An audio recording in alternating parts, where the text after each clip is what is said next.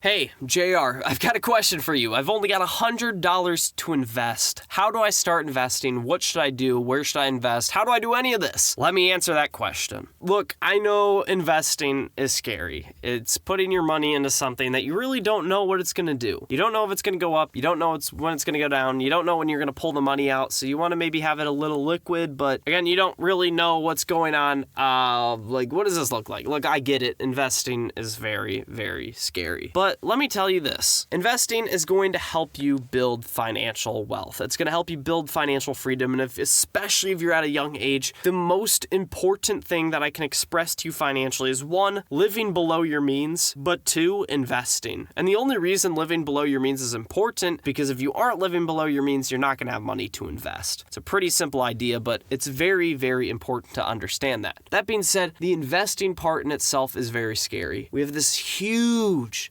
stock market of companies, ETFs, mutual funds, index funds, cryptocurrency now, and we don't really know what any of that means. It's scary. It's overcomplicated. However, thankfully today, I have a very simple guide and a simple breakdown. If you have $10, $50, $100, $1,000, and you want to start investing and start building that habit young and early, I've got a simple plan for you that's going to work. And the good thing for you is this is one of the best and most important financial decisions you can make. So the fact that you've taken the time to click on this video to learn is telling me everything I need to know about your character, and I'm telling you, you're going to be doing great once again if you start investing. So let's get into it. Again, this process is going to be easy, seamless, and stressless. It's going to be a very basic outline, and I'm going to tell you exactly why I would do everything. Now, again, this isn't pure financial advice. Make sure you're doing your own research before you follow any of this, and take accountability for your own portfolio. But this is just a general outline of what I did when I was 18 and I had $100 to invest. First, I needed to figure out what I was going to invest in because setting up an account, putting money in, wasn't really going to do anything unless I had to invest it. A lot of people say set up a Roth IRA and just start investing in it, max it out. And although that's not bad advice, most people just throw money in a Roth IRA or maybe it's even a different investment account and then they just have the money sit there. People don't realize you actually have to invest the money. You have to pick stocks. You have to pick companies. You have to pick crypto. Or you can do something completely different, which is what I do. I invest in an index fund called VOO. And basically what this is it's Vanguard's S&P 500 index fund. I think it's actually considered an ETF, I'm not too sure. The reason I've chosen to invest in this is what a S&P 500 index does is it tracks the 500 top companies and you basically get a little share of it. So say for example, I invest $1. That $1 is being invested into all 500 companies. Again, it's a super small portion, of course, because it's $100. What that does is it minimizes the risk. So if one company goes super high up and the other company completely crashes and then some kind of gravitate a little towards up while a few gravitate a little towards down, my stock portfolio is going to go up. It's really simple. But index funds, mutual funds, ETFs, all those are great because it minimizes your risk, but it also capitalizes on the great returns that the stock market offers. Because if you go to CDs, if you go to bonds, you're going to be looking at a lot less returns with a lot less risk, of course. But again, the risk between the stock market, ETFs, mutual funds, and all that is very comparable to bonds. Now, if you're like older and you're in your 50s, 60s, 70s, and you're looking to retire soon, you shouldn't have a bunch of money in the index funds because they can fluctuate a lot over short periods of time. But once again, if you're younger, over the long term, you're going to generate a lot more money in those index funds and mutual funds, according, of course, to past data. Again, this is not proven hard financial advice, but it is just a general outline of how the past has worked and how the future will probably work as well. And again, it's something that I'm personally doing is investing in VOO, which is the Vanguard S&P 500 index. And I also think it's actually considered an ETF once again, but it doesn't really matter. Basically, all it's doing is taking the average a bunch of stocks, so you're capitalizing on minimal risk with great returns. It's one of the best deals you're going to get in the investing world. Now, the next step in this is to actually open an account, and I'm just going to give you a basic breakdown of what I did. Again, I did this the day I turned 18. It's not that hard. The first thing you need to do is pick a brokerage. Again, since I'm investing in Vanguard's S&P 500 index ETF, I'm just going to call it VOO from now on. I hope you guys will recognize what I'm talking about when I say that, but you need to actually have an account. And once again, if I'm investing in Vanguard's index, I'm just going to go ahead and open an account with Vanguard. There's a lot of great brokerage options, and I'm not going to tell you which one you should use specifically weekly. There's some with fees, there's some with no fees. There's some that's going to give you a bonus, there's some that's not going to give you a bonus. There's some that are a lot more reliable and some that are just unreliable completely. And so you just got to figure out which one is best for you. If you want to copy me, you can go with Vanguard. But again, do your own research, make your own decisions. I'm not going to overstate that again. But anyways, the only other decision you have to make outside of what you want to invest in and then what brokerage to actually go through is the account you want to open with that brokerage. Now, for the sake of this video, I chose to open a Roth IRA the day I turned 18. Why is that? Well, when you open a Roth IRA and you put money in, the money that grows, you don't actually have to pay tax on it, which is absolutely insane. Because not only is your money going to grow a lot, and that's where most of your money is going to grow is in the interest, but when you retire, the tax rates are often going to be higher because you're going to be earning more money when you're older. So not only are you avoiding that, but you don't have to pay any tax on that interest. It's actually a cheat code and it's absolutely insane. Again, Roth IRAs are great, and I'm going to continue to use mine until either A, I max it out with the contributions I'm making because there are contribution limits, or if I get to a high enough income where I'm not allowed to invest in a Roth anymore, which can definitely happen as well. There's an age limit in that as well. But again, if I'm making so much money that I can't contribute to a Roth IRA at all, man, then I have bigger fish to fry in whatever business I'm running or whatever career I'm in. Because if I'm making that much money, man, I don't need a Roth in general. But that's just what I'm doing for right now. Again, final disclaimer, make sure this isn't the only research you're doing before you're going out and starting an account. Make sure you're at least watching a few more YouTube videos, asking a few more people around you, or maybe consulting somebody in person, because I am not a licensed financial advisor. This is just something that I've been doing since I was 18, and it's worked well for me, and I think it's going to continue to work well for me. But anyways, I think that there's a couple more issues that I have to address in this video that are really important, because the quote of this video is, if I only had $100 to invest, what should I invest in? Well, the next piece to this puzzle is, man, we need to raise that $100 amount. And there's really only two ways to do this. You either need to make more money or you need to spend less money. Let's first start with the making more money. Now, if you're young, don't worry about this because money's going to grow over time. As long as you're showing up, improving your skills, or starting a side hustle, or starting a business, whatever it looks like, man, that money's going to grow. So don't stress over that. It's going to be all right. But there are small things you can do. You can pick up some gig work. You can try to find something you do for fun and make a way to monetize it. You can be more intentional about working at your job, picking up overtime, whatever that looks like. If you need extra money, there's definitely ways to do that, and there's smart ways to do that. But don't chase a buck, right? Like, don't